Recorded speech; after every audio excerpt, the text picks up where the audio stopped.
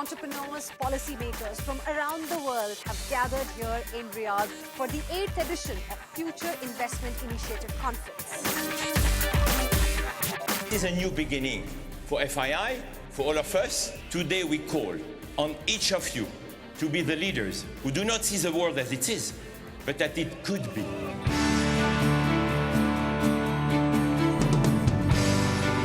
We stand with our friendly partners, our strategic partners like Saudi Arabia, and this is an absolutely outstanding initiative. To ignite discussions to come up with actionable strategies for the problems of today for a better tomorrow. And I came here to speak about the connections between Saudi, India, and the United States. And I was here also as a cheerleader in the US-India relationship and saying why India is such an important country to be investing in. It started with the tagline of Davos in the desert, but I think it's moved on and developed a personality of its own.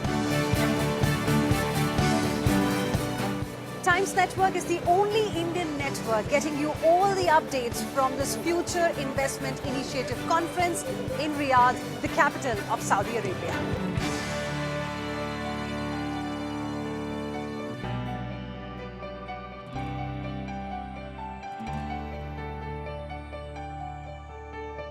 The Future Investment Initiative Conference signals Saudi Arabia's new priority compass. It's planned to overhaul the economic dependence on oil by proving that the country is not just about oil. The 8th edition of the Future Investment Initiative Conference in Riyadh had a theme: Infinite Horizons, Investing Today, Shaping Tomorrow. This conference in Riyadh was an amazing melting pot of innovations, gathering global business and political leaders, entrepreneurs, and decision makers in finance, artificial intelligence, sustainability, energy, geoeconomics, space, and beyond. The upcoming US elections, its possible outcomes, and potential consequences for the world drove a lot of discussions. Times Now caught up with the current US ambassador to India, Eric Garcetti, to ask what's in store for India. You know, the US election results, a historic moment in American politics, is just days away. What should India be looking forward to? How is the fight to the white race there? Well, I think India is going to win no matter what, because whether it's been a Republican or a Democrat in the White House and Congress, we love India, India loves us, and every leader has taken it to a new level.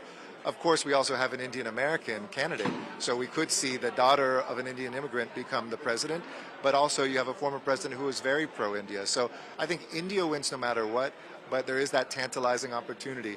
You know, you've been in the UK with an Indian prime minister, Ireland with an Indian prime minister. Perhaps we could have our first Indian-American president. You know, Donald Trump has been quite vocal about tariffs. Specifically, you know, tariffs are imposed in India, and he says if he comes back to power, he's going to reciprocate. How do we see that? You know, I think it's so important for us to have fewer barriers between our countries. A lot of my work as ambassadors, how can we set up a trusted technology and trade corridor where we don't put up barriers and you don't put up barriers, and our companies can come together to really solve the future together. So without getting political, because I'm a diplomat, hopefully we can see trade expand even more. We're your #1 trading partner right now. That's historic. And I would hate to see us go backwards. I think the future is in moving forward.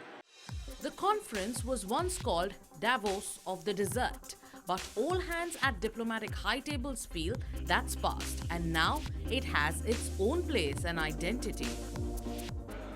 Well, I think it started with the tagline of Davos in the desert, but I think it's moved on and developed a personality of its own. This is, I think, the 8th edition of FII. I think it's a huge gathering, about 8,000 people, I believe. Every single significant financial personality, economists, thought leaders, editors, world leaders, politicians are here.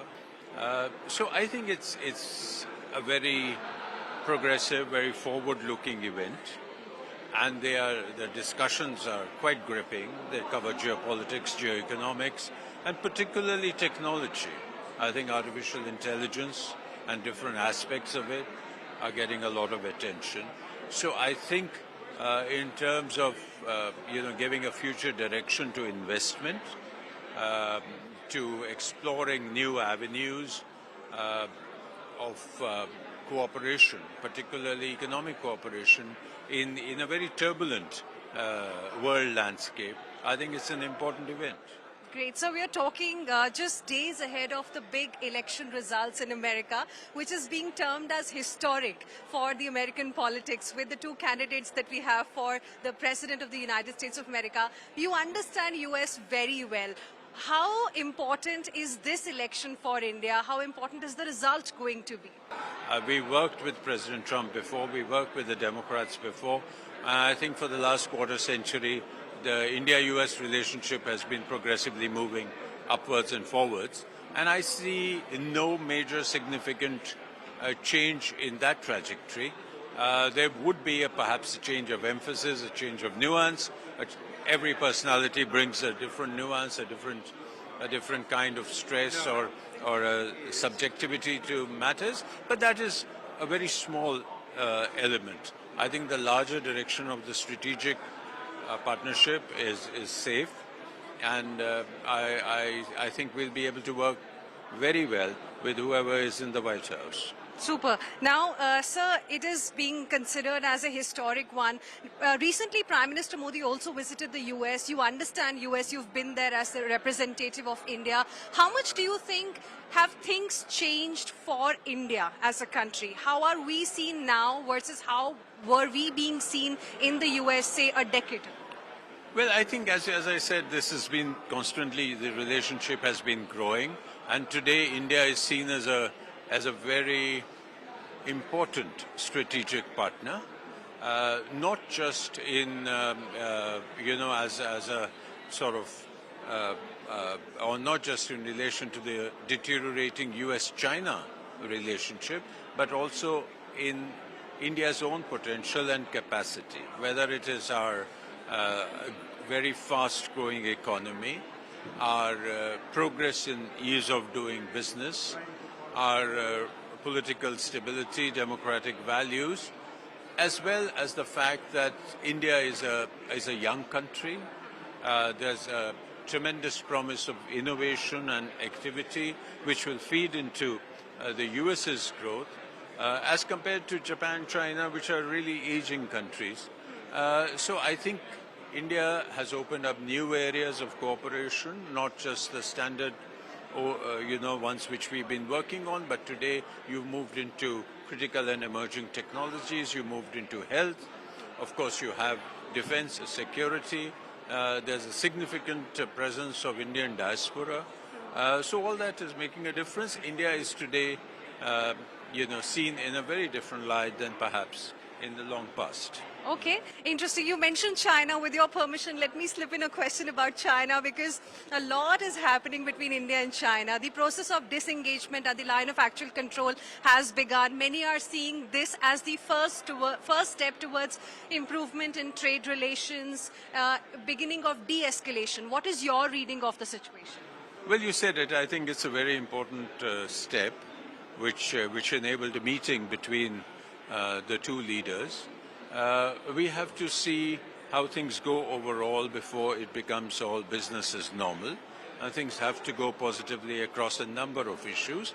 But China does remain an important trade partner. We have a huge 120 billion trade relationship, and the trade balance is not in our favor by a huge margin. So I think while we have a trade relationship, the investment aspects are still under debate, and we have to see how the overall relationship with China goes before it all becomes business as normal. What are your thoughts on de-dollarization, another hot topic? We just had the BRICS summit concluding in Russia as well. Well, I think it's one of the things which move forward, but we deal a lot in the dollar, so I think that every country has a slightly different view on this issue. So we'll see how it goes. Saudis nowadays call their country a nation of ambitions. The society once steeped in conservative ideas is opening up, not just to the outside world, but a whole new era of science and technology. We're currently in Riyadh to cover the Future Investment Initiative's 8th edition. The idea here is for leaders from across the world to come together and find solutions to some of the most pressing problems across the world. And as far as traffic is concerned, it is a big issue everywhere. Here in Saudi Arabia, to deal with rising traffic, they have decided to partner with a German Lilium group to acquire up to 100 eVTOLs or e-taxis. One of them you can see right behind me. This is actually an e-air taxi that's going to reach Saudi Arabia by 2026. Now, what is very interesting is that it's got an operational range of about 175 kilometers. The speed is about 250 kilometers per hour, and it can, have around 4 to 6 guests seated at one point in time. There is less noise as compared to the helicopters. The operations are absolutely net zero, so it is very, very good for the environment as well. And this is something Saudia Group is going to launch for the people for travel between different cities in Saudi Arabia from the year 2026. Let's quickly take you inside and show you how does it really look like. There you can see it has got 4 seats currently here, but it can have up to 6 seats is what we are learning. So 4 to 6 people can sit very, very comfortably here. And this is good for shorter commute. If there is a shorter distance that you need to cover, and that too very, very quickly, then this is a perfect mode of transportation is what they believe in. And what's also interesting is that, it does not really require a specific airport or heliport for landing. It can land at any flat surface. So this is a revolutionary idea that's going to become a reality for people of Saudi Arabia and those traveling to Saudi Arabia from the year 2026. Artificial intelligence was buzzing during the conference. A virtual appearance by the Tesla chief, Elon Musk, was a bonus surprise element. He read out the future, claiming that artificial intelligence will be able to do everything that a human can do. He left the gathering with a warning that there is a 10 to 20% chance that AI might turn rogue. It's most likely going to be great, and there's some chance, which could be 10 to 20%, that it goes bad. The chance is not zero that it goes bad. Let us talk to you a little bit about AI. You're trying to use AI to help the world solve the problems of tomorrow for India. Which are the areas that, according to you, stand to benefit with the right usage of AI? Well, I think that most people are familiar with, of course, large language models, and those are very exciting. And India is a country with more than 600 dialects and individual languages. It's an incredibly diverse and rich set of languages. So certainly large language models are going to be great for India to take what we're saying here today right now as an example, put it in 600 languages, wonderful usage for media. But there's even deeper applications and implications of AI for a country like India. And this is not just large language models, but large quantitative models, LQMs, not just LLMs. What can LQMs do, Hina? LQMs can take us for new drug discovery. There are many, many diseases that all around the world we face. We think about cancer. We think about neurodegenerative diseases such as Alzheimer's and others. Diabetes is a major issue, major challenge in countries like India and around the world. So I think that by using large quantitative models, models that are not trained on words from the internet, but models trained on chemistry, on biology, on pharmacology, on toxicology, these are fascinating areas. And I would encourage young people in India today to think about pursuing these LQMs, not just LLMs. Here at this particular conference, we had Elon Musk also joining, and he has in fact said that AI can be a significant existential threat. While we are talking about benefits of AI, there are concerns too. How will you like to respond? Like any technology, there's potential for positive and also potential for negative impact. I think AI is one of the things that now everyone is very aware of. I think everyone's taking due care. Governments are talking about it here at FII. We've talked a lot about both those aspects of AI. And I think that we now really to bring out what are the real practical implications of AI. We talked about biopharma, but also energy. India is a country hungry for energy. India is a country that's growing. It has one of the best growth economies right now in the world. And so how do we put more renewable energy into India? Solar, wind, but not just creating the energy. Where do we store the energy? And so using LQMs for battery technology, as an example, is something I'd love to see India take part in. This was also a perfect ground for us to explore what plans the participants populating the Future Investment Initiative had for India, and we found two ready to step up their footprint in the India story. I see a lot of ability for our companies to partner with the kingdom over here. It originally started with OneWeb, which is a satellite constellation that we invested through Bharti Global. We have a partnership here with NEOM. And now a lot of our technology investments through Unbound, whether it's in financial services, enterprise software, cybersecurity, are looking to expand into the region. And that's why I'm here to, bring those companies here, get them the right home, and make sure that they can expand as they have done globally. Bharti is a big name in India, a legacy business, and you are the next generation. Can you tell us a little bit about, as an investment firm for Bharti Global, how is India seen currently? Bharti is, it's not only an Indian brand, but a global brand. And I think, we've been at the forefront of India's, technical revolution, technology revolution for the last 35, 40 years. I see India as always an exciting opportunity, always an exciting market for us to look at. Our telecom business is now, $120 billion. We have a payments business, insurance businesses, agriculture. Now, those are our traditional businesses, and I'm looking at all the new exciting businesses, whether it's in financial services, payments, lending, insurance, and software businesses that are building not just for India, but also for the globe. And I think for the first time in the last 3 or 4 years, we've seen this big shift, as we were discussing on the panel, of great entrepreneurs problem-solving real issues that will have great scale.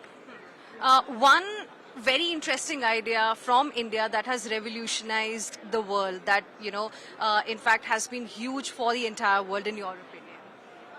Well, I think, engineering talent in India has always been at the forefront. I think we've got exceptional builders, exceptional problem solvers, and whether it's entrepreneurs or whether it's professionals, you see some of the largest technology companies in the world are run by Indians. I think we've got great entrepreneurs that are building, amazing businesses all across the globe. We've been lucky enough to invest in a few of them, whether it's data analytics for energy consumption and management, whether it's cybersecurity, whether it's financial services and payments. I think there's a lot of problems that Indian founders are solving, and we're hoping to partner with them in the next many decades. Super. Are you also looking at investing in some Indian firms, any specific sectors that are on your radar? So we are sector specialists, so we spend time in enterprise software and AI and financial services, so fintech. So those are always our two sectors that we look at. We are evaluating a handful of businesses. Hopefully we'll be able to make a few investments reasonably soon, and we'll make a disclosure at that point in time. So reasonably soon means by the end of this year, is something expected?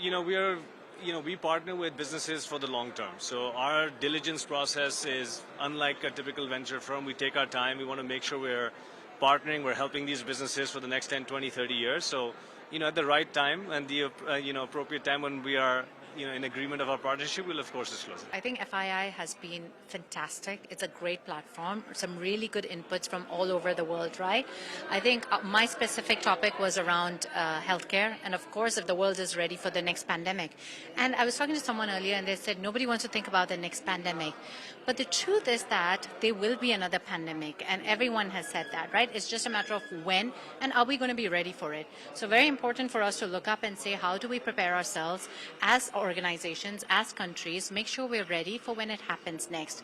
And I think addressing the challenge of healthcare workers, rapid diagnostics, quarantining policies, I think these were all very pertinent topics for us to make sure that we don't bury our head and say, we will not see it again. It will happen, and let's be prepared. But have we learned any lessons in the healthcare sector specifically to be prepared for a pandemic of the magnitude of COVID-19? No, absolutely, Hina. I think what pandemic taught us as healthcare system is typically, I think as an industry, we move slowly because it's life's at stake, right? But then when crisis happens, we realize you have to be very agile. So how do you make sure that you make quick decisions, fast decisions, use information, use data quickly so that you are able to predict what happens next before it actually happens. So I think the technology was always being adopted very slowly in healthcare. That's changed during COVID. And I think that's been one of the biggest blessings and the silver lining of COVID, right? The technology adoption in healthcare. Now we say that it's not like AI is going to replace doctors, but AI will augment doctors so much that we are able to care for people faster, quicker, and better. And I think that's what is going to be the game changer for the future. Interesting. AI in healthcare, of course, there's a lot of conversation around it. Do you think it's going to benefit the Global South as well? Is Global South ready for, this? Yeah, absolutely. I think, there are discrepancies and divides, especially when you're talking about digital health, information coming through. You're getting a lot of this digitally, right? When you have more than 2 billion people without internet or without a mobile phone, a lot of these inputs won't happen. So I think it's very important that we talk about healthcare equity. How is it that digital infrastructure is set up in different countries? Because it's in the world's best interest that this is available so that we get this information across the world quicker. And I think the Global South is well placed and well equipped, and they have the intention to make sure that we're adopting this to be ready for what's next. I think you're also the main mind behind your company's investments in India. Tell us a little bit about that. How are you viewing India from a business point of view? So, Hina, we are very excited about the growth prospects in India, right? I think for us, we are able to do very interesting work across the different specialities, talking about really scaling up for impact in India. We have around 2,000 beds that we're expanding in the next 3 years. We want to be able to build scale, to bring economies of scale for the people and touch larger number of people. Going to tier 2, tier 3 cities, again, is a big part of our strategy because we believe that, there is decent penetration of healthcare in the urban cities, of course, but how is it that we can go to where the need is really, right? So I think that's a big part of our strategy. Watch this space. We've got lots of exciting things happening in Aster India. For our viewers, who know a little bit about the healthcare space and where you operate in, say in the first phase, which parts of India can benefit from your investments? So I think there are many states that require a lot of intervention, but we are, as Aster at least, we always say that we should do what we are good at doing, right? So we have always devised a very regional approach, saying that let's go to one. So we started in Kerala, we went to Karnataka, we went to Andhra, Telangana. So it's been very much adjacency building Maharashtra, so we said going national across the India is a big task, and we need to take it in bite-sized pieces, right? So it's mostly about aligning your workforce, getting the best doctors, the best teams on board, right? We have more than 22,000 people working with us in India, and we say that that selection, that attraction, that magnet is the most important thing. When you ask about requirements, there are requirements in various states. We want to do it sustainably. We want to do it where we can do it well, and we will go state by state to make that happen. Any targets for the next 2 years, maybe? Oh, like I said, we are 5,000 beds now. We've got close to 2,000 beds in the pipeline. And we hope that we will be able to find other partners to come on board with us to be able to kind of become a much larger platform and be one of the top 2 in India. As a woman leader, what is your message to women watching you right now? Any word of wisdom from your side? My message is always healthiness is happiness. So never neglect your health. I think as women, we're always thinking about a lot of other things and definitely not about ourselves. It's very important that for us to be able to contribute for everyone else that we love about, care about, whether it's our family, whether it's our work, we also look after ourselves. So stay healthy, stay happy. The presence of Indian Commerce and Industry Minister Piyush Goyal on Diwali at the conference signaled the significance India attaches to its ever-growing relationship with Saudi Arabia. He underlined that the host was out to create a mart in Saudi Arabia in terms of their investments across the world in startups, technology, data center and AI, and that creates opportunities for Indian investors. The minister's visit was brief, as he is a critical part of the Bharatiya Janata Party's campaign in the Maharashtra Assembly elections. He linked the need of his party's win with Maharashtra's growth story. Undoubtedly, the people of India have started recognizing how important it is to get a good government, how important it is to have a government committed to development, committed to creating good infrastructure, committed to inviting investments into the state. And having seen the work of the BJP-led NDA alliance, and juxtaposing it with what we have seen some of the India alliance, the Maha-Vikas Aghadi, which is more like a Maha-Vinash Aghadi, if you ask me, and what happened under their short stint of 2.5 years. I think both states, Jharkhand and Maharashtra, will see an NDA government and working closely with Prime Minister Modi, governments which will be aligned to greater prosperity and welfare for the people of these states. We've seen a long list of star campaigners, which includes your name as well. Of course, Prime Minister Modi is going to be there for Maharashtra specifically. Call for unity will remain a very important message? Well, I think we are not a unidimensional party or alliance. For us, prosperity of the people of India, of our states, faster economic growth, welfare reaching every section of society without discrimination, our commitment to have a corruption-free government, our commitment to get rid of this appeasement politics that particularly the Congress and Mr. Sharad Pawar and Mr. Uddhav Thackeray are now representing in Maharashtra is multidimensional, and therefore in this situation I'm very sure that the people of Maharashtra will vote for a strong government which is committed to every section of society and not just working to woo one section for vote bank politics. One quick question. Are we looking at a minister from the Bharatiya Janata Party as the chief minister this time if Mahayuti comes to power? We shall let you know in due course of time. We are right now focused on winning a very large number of seats so that it's a strong, decisive government. And the trends that we are seeing and the kind of internal complications that are evident in the Maha-Vinash Aghadi lends me to believe that we'll have a good, strong government led by an able leader. FII's 8th edition perhaps indicates the start of a desert breeze for change, like a special emphasis on the African continent or need for more global women leaders and greater gender parity for higher growth. The highlight perhaps was an agreement to tap the opportunities offered by the unique moment in time different geographies are having today. Special report filed by Hina Gambhir.